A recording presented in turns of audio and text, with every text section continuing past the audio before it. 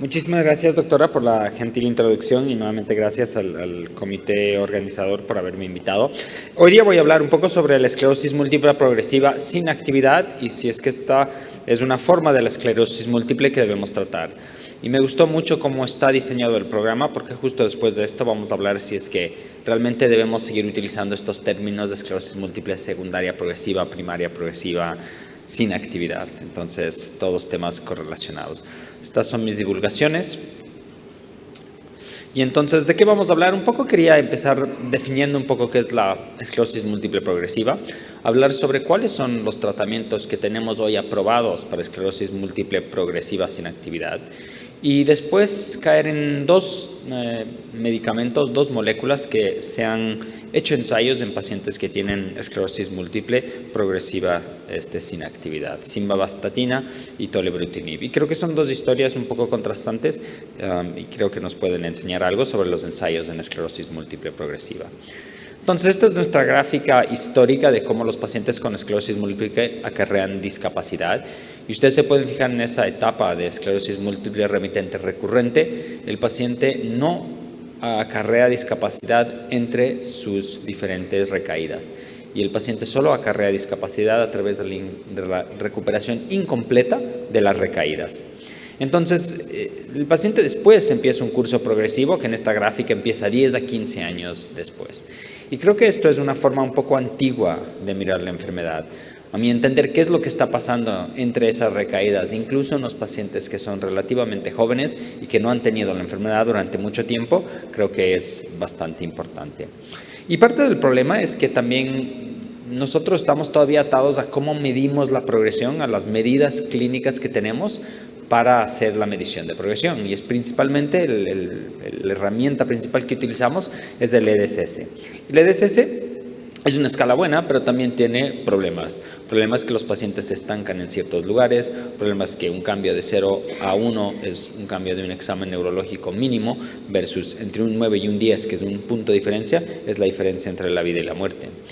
Y hemos tratado tal vez de reemplazar al EDSS, específicamente en el Mellen Center, con una cosa que se llama el compuesto funcional de esclerosis múltiple, o MSFC por sus siglas en inglés, que creo que hace un buen trabajo de ver un poco más neuroperformance más que un examen neurológico. Y es, por lo tanto, un poco más objetivo y creemos que tiene algunas ventajas, pero todavía, por supuesto, no es perfecto. Recordémonos, estos son datos muy interesantes de los estudios clínicos de Novartis. Es un análisis que trataron de buscar si es que era real, si los pacientes, cómo estaban los pacientes entre sus recaídas. Y lo que este estudio demostró es que hay un gran porcentaje de pacientes que tiene lo que se llama PIRA, progresión independiente de recaídas. Y esto se demuestra tanto en pacientes como ustedes pueden ver en esclerosis múltiple remitente recurrente, en una proporción relativamente pequeña, pero todavía presente, en pacientes con esclerosis múltiple secundaria progresiva y en pacientes con esclerosis múltiple primaria progresiva. Entre estos 8.346 pacientes, la conclusión final del estudio es que la manera que todos los pacientes acarrean discapacidad de manera primaria es a través de el PIRA, ¿sí? O sea, no asociado a recaídas. Y esto, por supuesto, algunos de estos ensayos son de terapias de alta eficacia. Después, recordarse también que nosotros consideramos muchas veces la progresión cuando hablamos de EDSS o MSFC, pero hay muchos de estos síntomas escondidos o silentes de la esclerosis múltiple. Yo creo que este es uno de los problemas que los pacientes tienen cuando decimos que tienen remitente recurrente. En inglés, cuando uno habla de una remitencia, el paciente se imagina que es como en el cáncer, se me fue la enfermedad por completo. Pero el paciente sigue teniendo fatiga, el paciente sigue teniendo ansiedad, el paciente sigue teniendo depresión, que seguramente están causalmente implicados con la esclerosis múltiple. Y también, mientras nosotros empezamos a ver a los pacientes con medidas tal vez un poco más sofisticadas, vamos a ver que estos pacientes sí pueden tener progresión. Cuando, por ejemplo, medimos el SDMT, cuando hacemos una prueba, por ejemplo, activa de monitorización de actividad, por ejemplo, de la marcha, vamos a empezar a ver que los pacientes realmente tienen un empeoramiento leve a través del tiempo. Y después la otra cosa es las medidas reportadas por pacientes. Y esto nos lleva a pensar sobre cuál es el daño, y este creo que es un estudio un poco viejo ya, del 2019, del grupo de UCSF, que demuestra claramente que los pacientes en remitente recurrente empiezan con una pérdida de volumen cerebral. Y esto es, yo creo que el concepto de PIRA en imagenología. Este es un paciente nuestro que lo vimos en Cleveland Clinic. He demostrado esta diapositiva muchas veces, incluso aquí en MedStreams. Y quiero que ustedes vean cómo hay un aumento de la atrofia ya al final de la enfermedad. Pero este paciente empezó a hacerse sus resonancias cuando estaba relativamente todavía sin discapacidad con esclerosis múltiple remitente recurrente. Y ustedes pueden ver desde el principio de la enfermedad ya hay atrofia. O sea, hay una pérdida de tejido cerebral que seguramente a largo plazo nos desencadena en atrofia. Y también tenemos que acordarnos que no solo es atrofia, o sea, no es solo un proceso neurodegenerativo, sino que muchas veces puede haber empeoramiento asociado también a inflamación. Y esta diapositiva ya la demostré ayer, pero quería demostrarla de nuevo porque está muy claro que los pacientes con esclerosis múltiple progresiva tienen inflamación. Es claro que los pacientes con esclerosis múltiple remitente y recurrente tienen progresión, tienen neurodegeneración. Por lo tanto, realmente son más cambios cuantitativos que cualitativos entre las diferentes formas. Entonces, vamos a pensar ahora de cómo podemos tratar la enfermedad. Y creo que si nosotros nos basamos en pacientes que nosotros llamamos progresivos sin actividad, lo primero que se nos ocurre es tal vez esclerosis múltiple primaria progresiva. Y este fue el primer ensayo en esclerosis múltiple progresiva que fue positivo. Y demostró una reducción del 24%, que alguna gente dirá no es mucho, pero para un paciente que no tiene medicamentos para tratar su esclerosis múltiple, creo que sigue siendo importante. Y esto fue el endpoint primario, pero también confirmación de discapacidad también a los 24 meses, también una cambia en la marcha de los 25 pies, también una prevención de volumen lesional en T2 y importantemente también un beneficio sobre pérdida de volumen cerebral. Entonces habla que este medicamento está funcionando en inflamación y también tal vez en algún componente en neurodegeneración. Ahora mucha gente critica a estos estudios porque dice que tal vez este medicamento es un medicamento antiinflamatorio. Y como ustedes vieron en este ensayo, había una proporción importante de pacientes que tenían reforzamiento con contraste. Y entonces la pregunta es si este medicamento es un medicamento que está actuando a través de inflamación o no. La verdad es que no sabemos, pero creemos que tal vez tiene alguna actividad sobre inflamación y tal vez al ser un modificador de células B y tal vez folículos leptomeningeos, tiene una actividad específica también en la progresión. Ahora vamos a hablar sobre los nuevos ensayos clínicos controlados en los pacientes que tienen esclerosis múltiple secundariamente progresiva que no tienen recaídas. Y vamos a empezar hablando por las estatinas. Las estatinas en general es un grupo de medicamentos que tienen muchos efectos que creyéramos que fueran positivos para el cerebro y también para las enfermedades autoinmunes. Inhibe la adhesión celular, aumenta los procesos de neuroprotección, aumenta o modula la respuesta autoinmune hacia a un fenotipo más de protección, y también hay evidencia de que también protege la unidad neurovascular. Esto afecta la síntesis de colesterol, pero no creemos que actúa específicamente sobre su mecanismo en colesterol. Este fue un estudio que se publicó en el 2014 por el profesor Jeremy Chataway, un estudio fase 2 en pacientes con esclerosis múltiple secundaria progresivas no activas, 140 pacientes tratados con 80 miligramos de simvastatina. El estudio fue resonantemente positivo, una reducción del 43% de volumen cerebral, que era el outcome primario, y también tuvo un efecto positivo sobre discapacidad. Así que dijimos, perfecto, un medicamento que parece que funciona bien en un estudio fase 2, bueno, lo vamos a llevar a un estudio fase 3. Y esto fue MSTAT-2, 31 hospitales en el Reino Unido, estudio multicéntrico que siguió a los pacientes durante un total de 54 semanas. Se les dio medicamento simvastatina versus placebo y el outcome primario de este estudio, por supuesto, fue progresión de la enfermedad.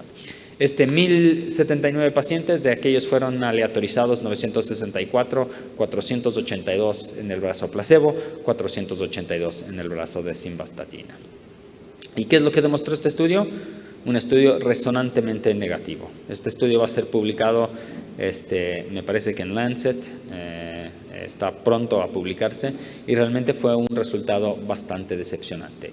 Tenemos un medicamento que funciona muy bien sobre atrofia y mucha gente decía que la atrofia puede ser un mecanismo que podemos predecir una respuesta en estudios fase 3, pero por lo menos en este estudio MSTAT2 no funcionó. Y cuando vemos los outcomes secundarios, realmente ninguno de ellos fue positivo. No hubo un efecto sobre descese, ni marcha a los 25 pies, ni la prueba a los 9 hoyos. Hubo un efecto ligero a nivel de recaídas, favoreciendo a placebo, lo cual nos sugiere que tal vez tiene un efecto negativo. Así que nada realmente positivo de este estudio. Entonces vamos al segundo estudio, y este es el estudio de un medicamento que se llama tolebrutinib. El tolebrutinib es un inhibidor de la tirosina quinasa de Bruton, y nuevamente es una vía que nosotros pensamos que tiene doble efecto. Por un lado, tiene un efecto sobre la modulación sobre células B, y por otro lado también creemos que tiene un efecto sobre modulación sobre microglía y macrófagos. Y creemos que la microglía y los macrófagos son importantes para la inflamación compartimentalizada, que es parte de los procesos conocidos en la esclerosis múltiple progresiva. Entonces, este es el estudio fase 2 de tolebrutinib, 130 pacientes en un ensayo randomizado, tenía 4 brazos, 2 cortes, 4 diferentes dosis y un outcome primario de gadolinio. Entonces uno podría decir, bueno, ¿por qué buscaron gadolinio? Bueno, tiene un efecto antiinflamatorio.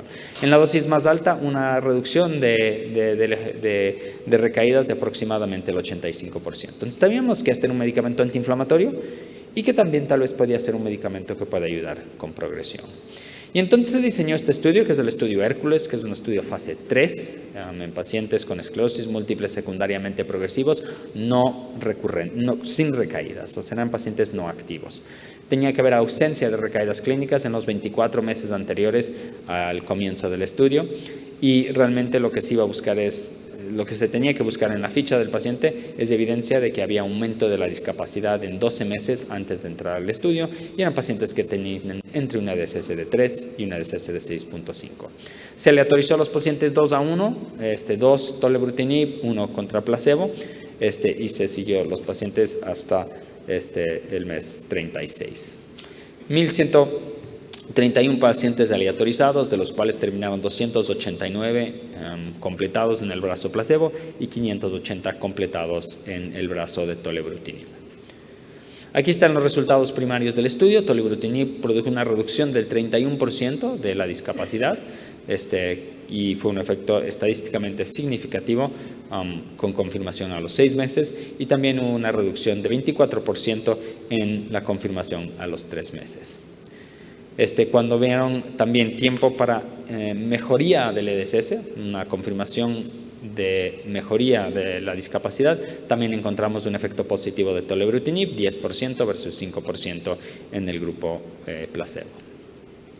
Todos resultados positivos, pero este es el resultado que tal vez es un poco el más interesante y el que no nos esperábamos. Un medicamento que reduce la discapacidad, que aumenta la mejoría, con la confirmación de la mejoría, con múltiples outcomes secundarios positivos, y realmente ustedes pueden ver aquí un resultado totalmente negativo de atrofia cerebral. Y quería hacer recalcar este estudio, que no es en esclerosis múltiple no progresiva. Ustedes me preguntarán, el tema de la charla de hoy es de esclerosis múltiple progresiva, y estoy presentando resultados de pacientes con remitente recurrente porque creo que hay una mezcla de los dos procesos. Y este es un estudio que estudió la misma molécula, tolebrutinib, pero el comparador, en vez de ser placebo, fue teriflunomida, por supuesto porque eran pacientes con actividad inflamatoria. No quiero aburrirles mucho con los datos, pero está muy claro que aquí no hubo un efecto beneficioso del medicamento sobre las recaídas. O sea, no había ventaja de tolebrutinib versus teriflunomida. Y esto es algo interesante. María Pia Sormani me comentó que cuando ella había visto el resultado de la reducción del efecto en gadolinio en fase 2, ella podía predecir que no iba a haber un efecto en fase 3. ¿Por qué? Porque era solo del 85%. Típicamente esperamos más del 90% para nuestros fármacos altamente efectivos. Pero interesantemente sí hubo un efecto sobre confirmación de discapacidad. Y entonces, claro, uno se pregunta, ¿realmente nos importa o no cómo le llamamos al paciente? ¿Remitente recurrente o secundario progresivo? ¿O nos importa en qué está trabajando el medicamento? El medicamento en este caso está trabajando exclusivamente en progresión, una reducción muy parecida, 29% en las recaídas. Y después tenemos que empezar a entender por qué este medicamento está funcionando. Y este creo que es uno de los análisis más importantes que se ha hecho en la esclerosis múltiple en el año anterior, y yo creo que esto es una cosa que realmente está cambiando paradigmas, que es evaluar si es que la respuesta en estos estudios Gemini y Hércules depende de la presencia de anillos paramagnéticos. ¿Por qué? Porque sabemos que los anillos paramagnéticos son un reflejo de microglías activadas y sabemos que este medicamento actúa a través de microglía. Entonces, en estos estudios, aproximadamente 2/3 partes de los pacientes tenían por lo menos un anillo paramagnético y aproximadamente 1/3 de los pacientes tenía 4 anillos paramagnéticos o más. Y fíjense ustedes que la distribución entre pacientes remitentes recurrentes y pacientes secundario progresivo era bastante parecido, no había mucha diferencia. Y estos son los resultados de acuerdo a la presencia o ausencia de la presencia de anillos paramagnéticos. Ustedes pueden ver cuando hay 0 anillos paramagnéticos, sí hay una diferencia entre los dos medicamentos, pero la diferencia se va acentuando a medida que hay más anillos paramagnéticos. Si hay un anillo paramagnético en el estudio remitente recurrente, la diferencia sube de menos 18 a menos 46 a menos 49 si hay más de 4 anillos paramagnéticos. En el estudio Hércules, ustedes pueden ver una diferencia de más 17 puntos, o sea, se revierte el efecto en pacientes sin lesiones paramagnéticas y después, por supuesto, aumenta el efecto, menos 15% en pacientes que tienen 1 o 3 anillos paramagnéticos y menos 54 en pacientes que tienen más de 4 anillos paramagnéticos. Lo cual nos indica es que esta es una biología que parece que el medicamento está funcionando en los pacientes que tienen más evidencia de microglía activada. Entonces, ¿cuáles son los mensajes? Es que este medicamento tiene un efecto muy importante en discapacidad de progresión en esclerosis múltiple no activa, que el efecto está presente no solo en esclerosis múltiple secundaria progresiva, pero sino también en esclerosis múltiple remitente recurrente. No hay un efecto en atrofia cerebral y nosotros tenemos que pensar que estos efectos de confirmación de la discapacidad pueden ser una diana de tratamiento y respectivamente de que es un paciente con remitente recurrente o con secundario progresivo. Es decir, nosotros lo que estamos tratando es el aumento de la discapacidad de los pacientes en cualquier forma de esclerosis múltiple y también la presencia de anillos paramagnéticos predice el efecto del tratamiento. Tanto así que mi entender es que seguramente la aprobación del FDA se va a buscar para un efecto de progresión de discapacidad independientemente del efecto, a pesar de que tiene un estudio negativo en remitente recurrente porque no dio el resultado primario, que era recaídas en el estudio Gemini 1 y estudio Gemini 2. Entonces, también nos hace preguntar si es que la atrofia realmente es una buena medida para seleccionar medicamentos para estudios fase 3. O sea, lo que hacemos con gadolinium es que veíamos si el medicamento tiene un efecto sobre gadolinium y nuevas lesiones en T2 en fase 2, y si es que tenía un buen efecto, lo llevamos a fase 3 para recaídas. Y así es como desarrollamos casi todos nuestros medicamentos para esclerosis múltiple remitente recurrente. Y creíamos que la atrofia tal vez iba a ser igual. Y en este caso nos encontramos con la situación totalmente inversa. Si a mí me hubieran dicho, ¿cuál medicamento tú quieres escoger para invertir $800 millones en un estudio fase 3? Yo hubiera dicho el estudio que tiene buena data de atrofia. Y el estudio con buena data de atrofia fue negativo, y el estudio con buena data de atrofia fue negativo, y el estudio, en cambio, que no tuvo efecto sobre atrofia, fue el estudio que tuvo un resultado primario positivo. Ahora, esto hay que diferenciar, que no es lo mismo que atrofia predice discapacidad a largo plazo. Eso creo que es otra pregunta. La pregunta que estamos haciéndonos aquí es que si el efecto predice en fase 2 a fase 3, no si es que la atrofia tiene un efecto a largo plazo. Y puede ser que simplemente estos pacientes no hayan sido seguidos por suficiente tiempo. O sea, si es que realmente tolebrutinib reduce la discapacidad de progresión a largo plazo, yo me imagino que un paciente, después de haber sido tratado con tolebrutinib después de 20 años, tendrá menos atrofia, ¿sí? Porque tiene menos discapacidad. Pero por supuesto esto todavía no lo sabemos. Entonces simplemente hacerles caer en cuenta que esta relación específica que existe entre atrofia y discapacidad es una cosa que vimos en estudios remitentes recurrentes, pero cuando uno ya va a estudios progresivos realmente es un poco mezclado. Por ejemplo, en Siponimod había un efecto sobre atrofia y hubo un efecto sobre discapacidad en pacientes activos, pero si nos pasamos a pacientes no activos, hubo un efecto sobre atrofia, pero no un efecto clínico. Similarmente con simvastatina, lo acabamos de revisar, con natalizumab hay un efecto fuerte sobre atrofia, pero eso no predice un efecto sobre discapacidad. Y por final, ocrelizumab, en el primer estudio que les demostré, es un medicamento que funciona sobre atrofia, pero también ha funcionado sobre acumulación de discapacidad a través del tiempo. Les recuerdo que la atrofia también es un poco difícil porque la atrofia mayoritariamente se presenta cuando el paciente en edad mayor está relacionado principalmente a la edad. Entonces, en conclusión, creo que hay algunas diferencias un poco difíciles en establecer qué paciente realmente tiene esclerosis múltiple, secundariamente progresiva, realmente que no tienen actividad, porque muchos tienen algún grado de actividad. Y también tenemos que pensar que estos pacientes muchas veces tienen inflamación crónica. Creo que la totalidad de la data nos demuestra que los procesos patológicos en esclerosis múltiple están distribuidos a través de los diferentes cursos de la enfermedad de una manera biológica. Y la pregunta que se me preguntó a mí es, ¿deberíamos tratar? Yo creo que sí. Y si a mí me preguntan cómo trataría, pues en un paciente con primario progresivo lo trataría sin recaídas con ocrelizumab. Y yo creo que si la FDA nos da una aprobación con tolebrutinib, yo creo que un paciente con esclerosis múltiple secundariamente progresivo que no tiene actividad de la enfermedad, yo lo trataría con medicamento tolebrutinib, sobre todo si es un paciente que tiene anillos paramagnéticos. Con esto termino. Muchas gracias por su atención.